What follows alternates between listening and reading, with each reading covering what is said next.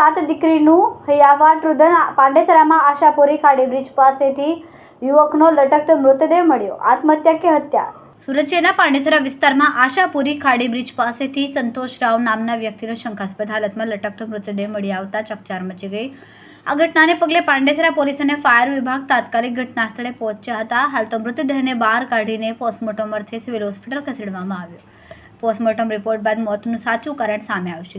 જો કે આ મામલે હાલ આત્મહત્યા કે હત્યાને લઈને રહસ્ય સર્જાયું છે. બીજી તરફ મૃતકના સંબંધી કહ્યું કે સંતોષના સાથી મિત્રોએ દારૂ પીવડાવીને તેની પાસે રહેલા રૂપિયા લઈ લીધા હતા, જેથી તે રસ્તા પર આવી ગયો હતો. છેલ્લા 5 દિવસથી તેની પત્ની સાથે પગારને લઈને ઝઘડાઓ પણ થતા હતા. પ્રાથમિક માહિતી અનુસાર પાંડેસરા વિસ્તારમાં આશાપુરી ખાડી બ્રિજ પરથી લટકતી હાલતમાં મૃતદેહ દેખાતા સ્થાનિકોએ પોલીસને જાણ કરી હતી. પાંડેસરા પોલીસે ઘટના સ્થળે પહોંચીને તપાસ હાથ ધરી અને મૃતદેહને બહાર કાઢવા માટે ફાયર વિભાગની મદદ માંગી. ફાયર વિભાગ દ્વારા મૃતદેહને સુરક્ષિત રીતે બહાર કાઢવામાં આવ્યો અને ત્યારબાદ તેને પોસ્ટમોર્ટમ માટે સિવિલ હોસ્પિટલ ખસેડવામાં આવ્યો. मुन्ना कुमार। मरने वाले का नाम क्या और उम्र कितनी है? संतोष। क्या हुआ था? संतोष राव। इनके साथ में क्या हुआ था?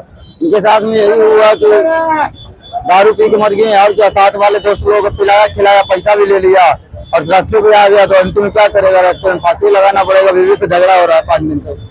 कहाँ पे काम करते थे और क्या काम करते थे? बाटला उठाते थे। किसके वहाँ काम? राम सिंह।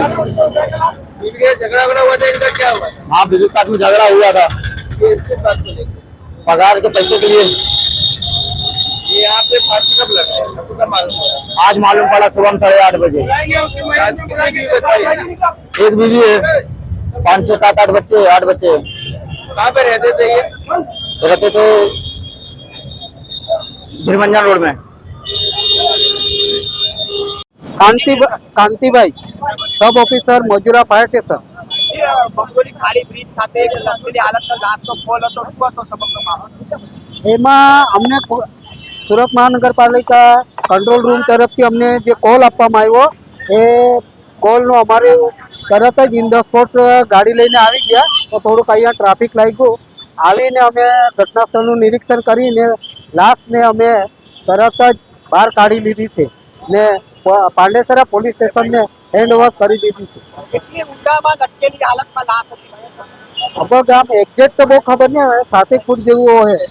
ફાયર દ્વારા કેવી રીતે રેસ્ક્યુ અને બહાર કાઢવામાં આવ્યું? ફાયર દ્વારા જે લટકેલી હતી એ દોરીથી અમે બહાર કાઢી લીધી છે ને સહી સલામત પાંડેસરા પોલીસ સ્ટેશનને હેન્ડઓવર કરેલી છે.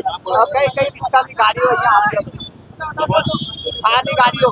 હા, ફાયરની ગાડી ખાલી મજૂરાની જ આવેલી છે, બીજી ગાડી નથી મંગાવી.